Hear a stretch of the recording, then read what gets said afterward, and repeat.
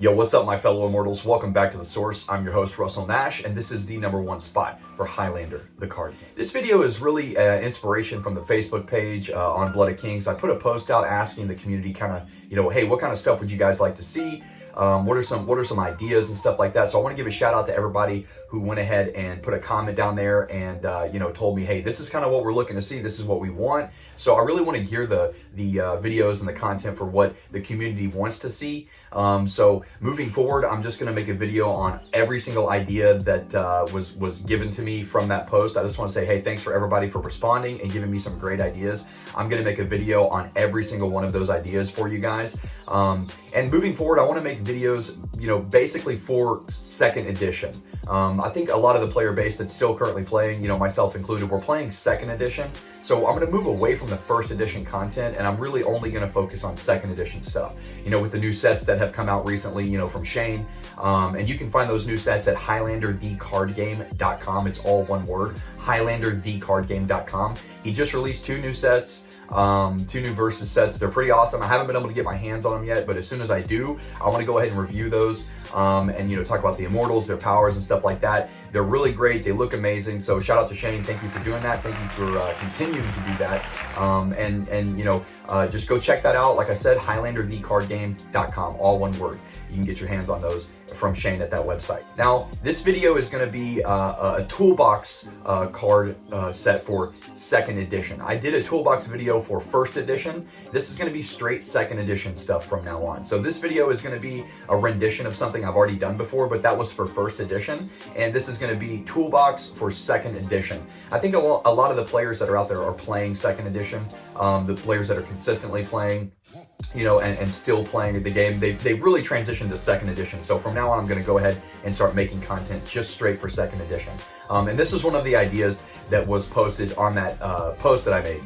That was commented on that post that I made about, hey, what do you guys want to see? I had a comment that said, hey, do a toolbox thing for second edition. And I feel like that's important because, a lot of players when they're building a deck, they kind of get confused on what to run in their toolbox stuff. So I just want to make this video and make it super easy and super clear for you to see that this is the kind of stuff that you need to put in your deck.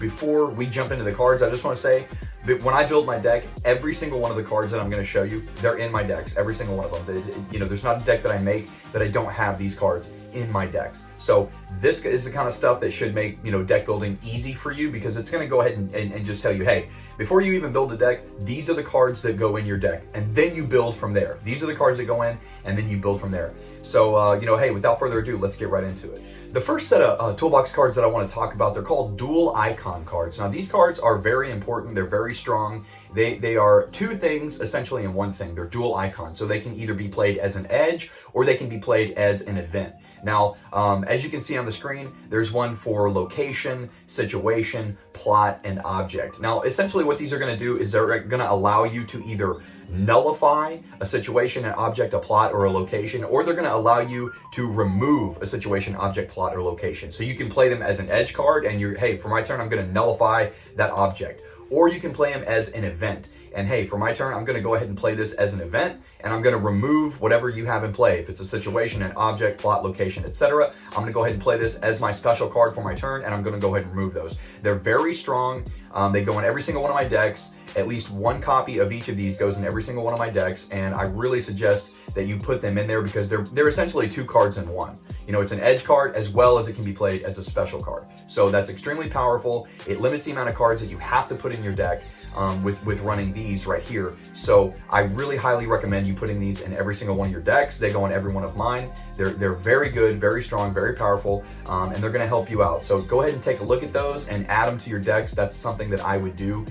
Dual icon, 1 for each location, plot, situation, etc. So go ahead, check that out, and throw them in your deck, man. The next set of toolbox cards that I'm going to talk about are essentially alertness. One is for block and one is for dodge. These cards are going to allow you to be able to block an unblockable attack or dodge an undodgeable attack. That's extremely strong.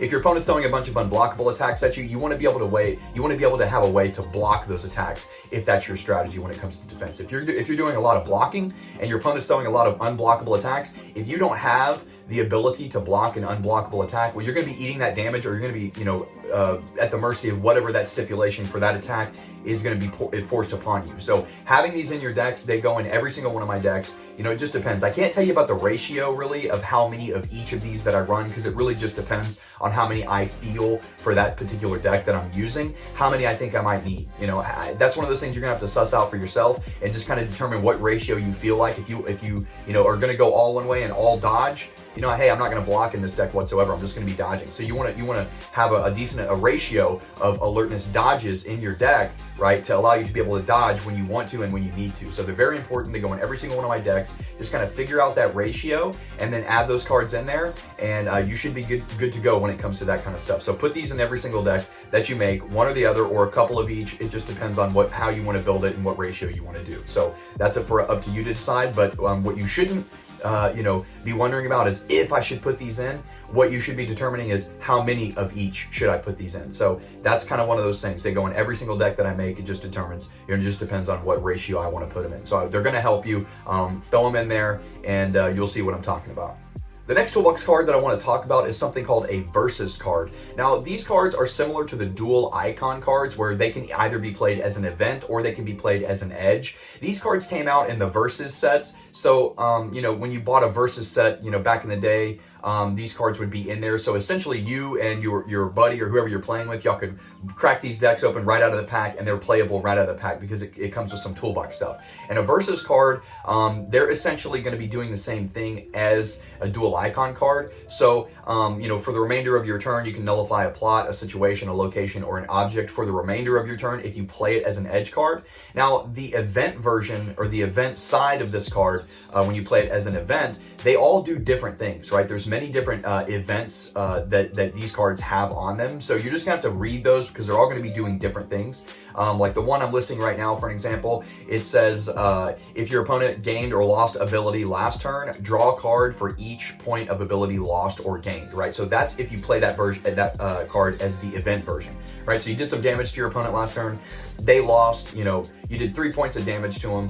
Boom, you play this versus card as an event, and then now you can draw 3 cards or however much damage or ability loss that they took. So each event version of the edge card, they're going to be doing different things. So just take a look and kind of see which version goes best with your theme.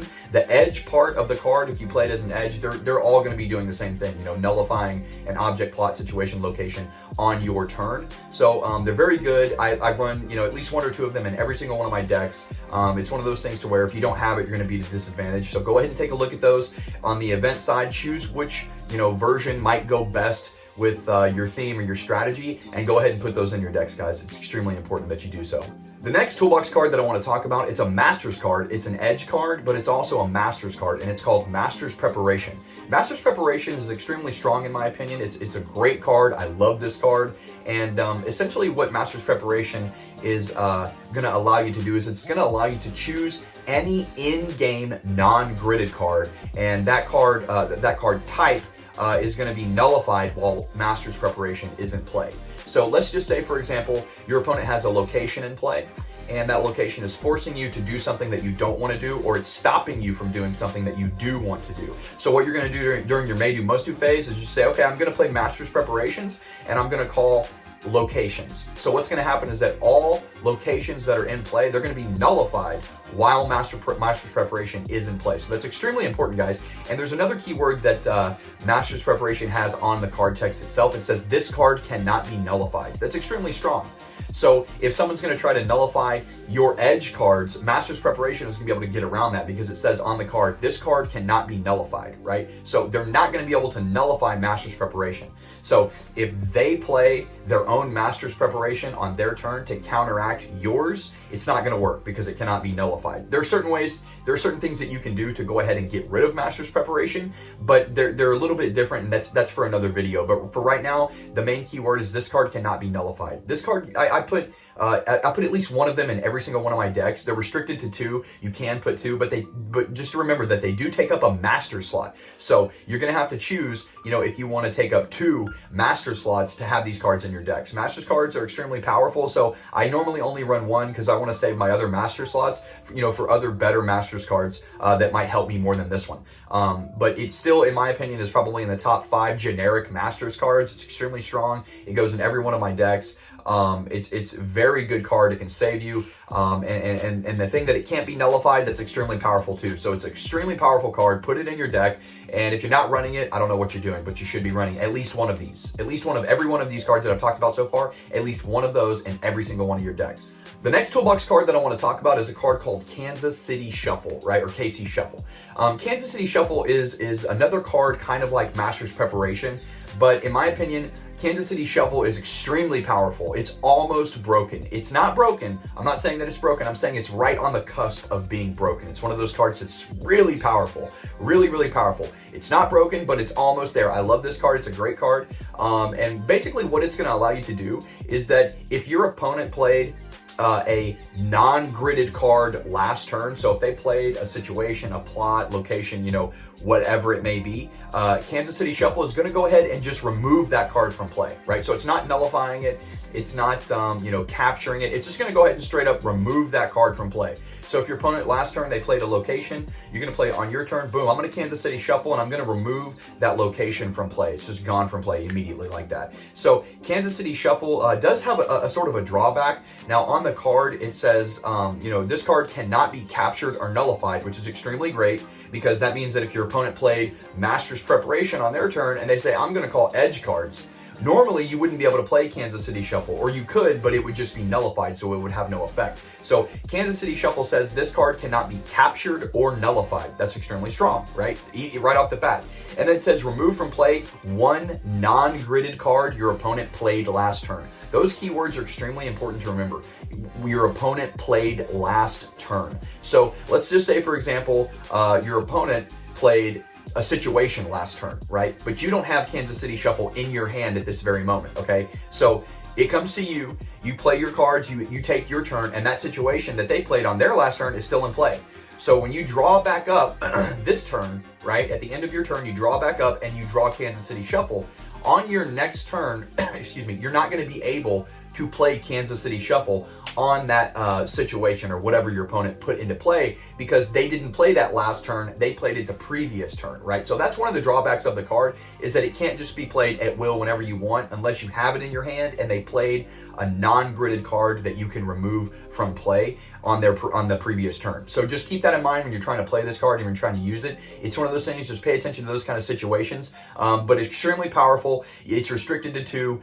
You can Darius in a third one, but normally I'm running at least one of these cards in my deck, no matter what. So take a look at it. Extremely powerful. Highly recommend it. Put it in your deck. If you're not, I don't know what you're doing. Put it in your deck. The next set of toolbox cards that I want to talk about, they're called Insightful Planning. Now they're both edge cards, right? But they both do different things. They essentially do the same thing, but they're doing different things, right? So, for example, one is going to be played for a special card, meaning its effect is going to affect a special card. It's an edge, but it is not a special card. Now, the text on the card is capture. That's the effect. So you're going to be capturing a special card with it. And it says place one special card your opponent has in play under this card.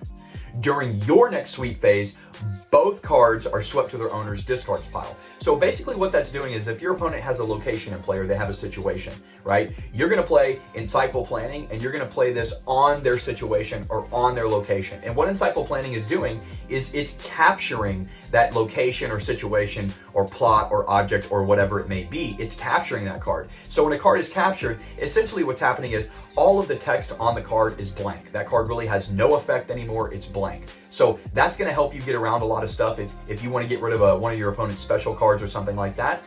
It's really, really strong when it comes to doing stuff like that. It's not going to work on Kansas City Shuffle because Kansas City Shuffle, its text says this card cannot be captured or nullified, right? So Insightful Planning will not work on Kansas City Shuffle, but on mainly on everything else, like a special card or something like that, it will work on those. They're extremely strong. I run the Edge version basically says the same thing. The Edge version says capture, that's the keyword, so it's a capture effect. Place one edge card your opponent has in play beneath this card, on your next sweep phase, both cards are swept to their owner's discards pile. So it's doing the same thing that the Insightful Planning special card is doing. It's just doing it for an edge card, right? So one is for a special card and one is for an edge card.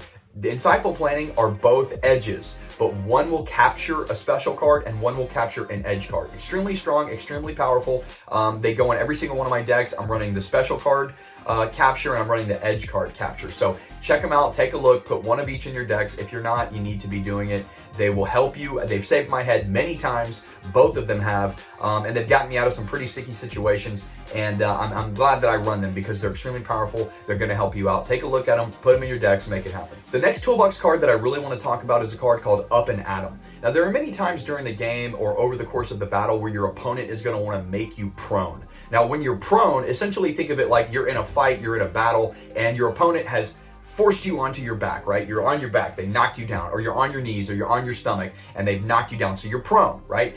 When you're prone, you have to be discarding a card type to play that same card type. So what does that mean exactly? That means if I'm prone, my opponent has made me prone, and I want to play a situation, I have to discard a situation to play a situation. Or if I'm prone and I want to play a dodge, I have to discard a dodge to play a dodge. So as you can see, that can kind of get really, really messy continuing to move forward if you cannot get back up to your feet. What Up and Atom is going to allow you to do is it's going to allow you to ignore that cost, right, of discarding a card to play a card, because Up and Atom is an event, so it is a special card, right? So if you're prone, in order to play an event, you have to discard an event. What Up and Atom says is that you can ignore any cost required to play this card, right? And you're going to be able to stand back up and get back up on your feet. I normally run one copy of Up and Atom in every single one of my decks because you never know if your opponent is going to be making you prone, and you want to be able to stand back up, right? Just like in any, martial arts tournament, boxing match, whatever, if you're on your back, you're on your knees, you're on your stomach, it's a bad time. You're going to want to stand up so you can, properly defend yourself.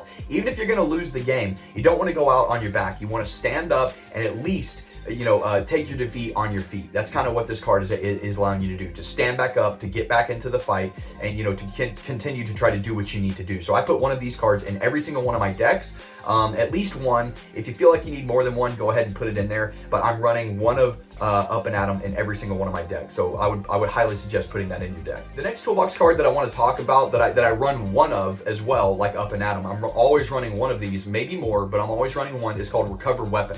Recover Weapon is exactly what it sounds like. There may be times during the course of the battle where your opponent disarms you, right, and you don't have a weapon anymore. You're going to be able to play Recover Weapon. You're going to make a hard exertion, and you get your weapon back. Now, the only drawback to Recover Weapon is that if your opponent breaks your weapon, right, they break your sword, your axe, your spear, whatever it may be, they break it, you can't use Recover Weapon, right, because it's not going to work on a broken weapon. But if you're disarmed and you want to continue to stay in the fight, you're going to want to play Recover Weapon. You're going to want to have that card in your hand. You're going to want to have it in your deck, so when that situation happens, you're like, boom, here's Recover Weapon. I'm going to make a hard exertion. I make my exertion. Now I got my weapon back. I can now continue to block. I can continue to attack back, because when you're disarmed, you can't block. You can't, attack because you don't have a weapon. How are you going to block an incoming blow with no weapon, right? You can't. You can just dodge, but you're going to want to be able to attack and block as well. So Recover Weapon is extremely helpful. I put one copy in every single one of my decks. You never know what your opponent is going to try to do to you. So if they try to disarm you and it works, you're going to be very happy and thankful for telling you to put Recover Weapon in your deck. So I would take a look at it, though, one copy in your deck, and that's just you just have to do it, guys. It's one of those things. Every one of these cards, put them in your decks, take a look at them. That's just really how it goes. So Recover Weapon, strong card, gonna help you out if you need it. It's gonna be there. Put it in your deck. The next toolbox card that I want to talk about is an event. So it's a special card. It's called Divine Intervention. I put at least one copy of Divine Intervention in my deck, right? There are a couple different versions. One is an edge card version, Divine Intervention, and one is an event special card version of Divine Intervention. Now, the event version, basically what that's telling you is that it's allowing you to choose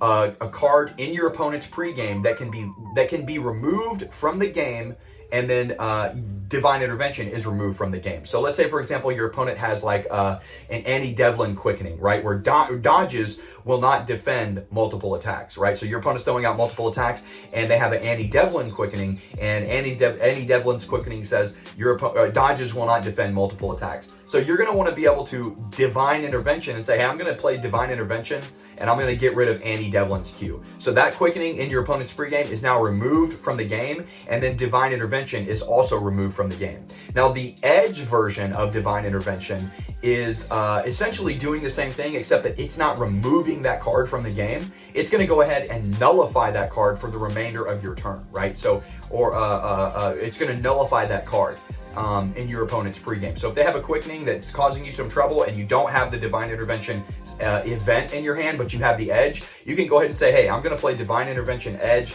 on Andy Devlin's quickening. So now you're able to get around that. You can play your dodge or whatever it may be. So they're extremely strong. I run at least one copy of Divine Intervention event in every single one of my decks. Extremely strong. I want to be able to remove stuff when I want to be able to remove it to help me win the game. So that's what these cards are there to do, help you win the game and help you defend and protect yourself and keep your head. So check them out, take a look at them, put them in your decks. The last, but very not least, toolbox card that I want to talk about is one of those cards that it's going to help you when you need it. So at least 2 of these go in every single one of my decks. This card is called Bait and Switch, okay?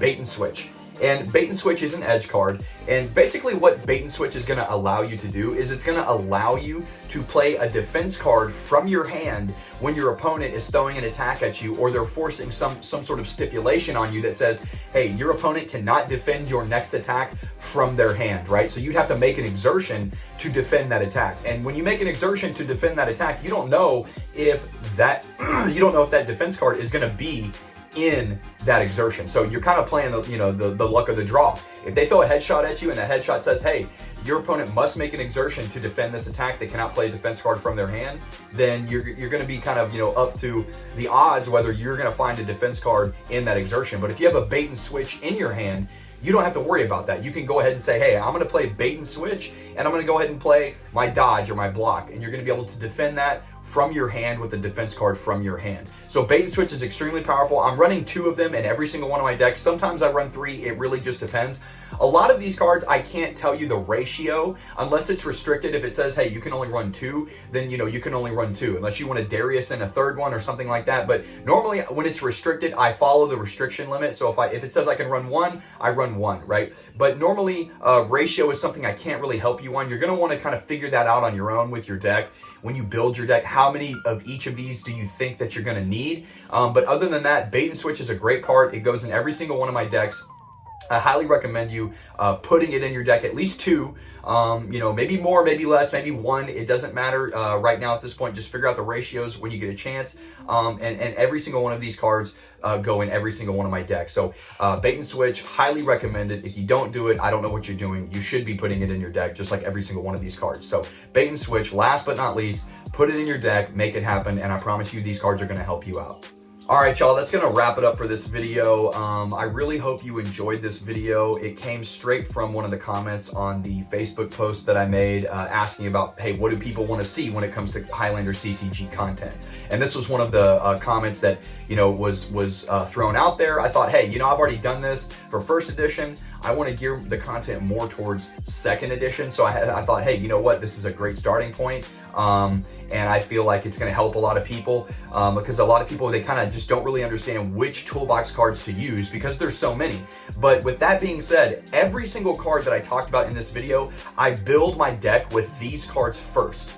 I start with these cards first, and then I build the deck from there. Then I choose the Immortal for whatever theme I want to do, but these cards are going in my deck first and foremost. They are always in there. It doesn't matter who I'm playing as, what persona I'm using, what weapon I'm using. These cards are always going to be in my decks. That is my standard toolbox right there.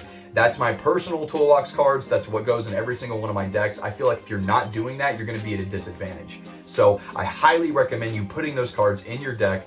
They're going to help you out. They're not going to hurt you. You know what, man? If you liked this video, go ahead and leave it a thumbs up. If you hated this video, leave it a thumbs down. Tell me down in the comments, what you guys think, what you guys want to see, and I'd be happy to make the content that y'all want to see. I want to gear it towards the community and what you guys really want. Consider becoming an Immortal today and hitting that subscribe button. If you don't want to, you don't have to. It's one of those things that, hey, if I've garnered enough respect from you guys and you want to subscribe and become an Immortal and join this awesome community, please go ahead and do so. If you don't and you just want to lurk around and hey, watch the videos whenever you want, but you really don't want to subscribe yet, that's fine, man. I understand that too. Be on the lookout for that next video. Don't lose your heads out there, and remember, there can be only one collectible card game.